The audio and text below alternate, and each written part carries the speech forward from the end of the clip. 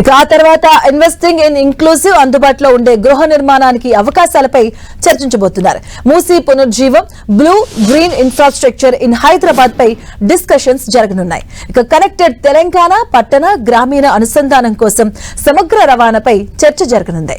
మధ్యాహ్నం లంచ్ తర్వాత Bharat future city as a magnet for $3 trillion తెలంగాణపై డిస్కషన్స్ కొనసాగుతాయి. ఇక బిల్డింగ్ తెలంగాణ ఎంటర్‌ప్రెన్యూర్‌షిప్ ఎకోసిస్టమ్, అలాగే ఈజ్ ఆఫ్ డూయింగ్ బిజినెస్ 2, అలాగే ఓపై చర్చ జరగబోతుంది. గ్లోబల్ క్యాపబిలిటీ సెంటర్స్, ప్రభుత్వ ప్రైవేటు భాగస్వామ్య పెట్టుబడులపై కూడా చర్చలు జరగబోతున్నాయి.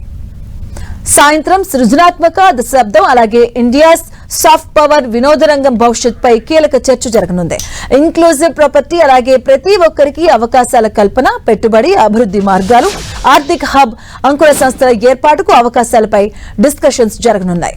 ప్రభుత్వం ప్రతిష్టాత్మకంగా తీసుకొస్తున్న తెలంగాణ రైజింగ్ 2047 విజన్ డాక్యుమెంట్ ను ప్రభుత్వం విడుదల చేయనుంది.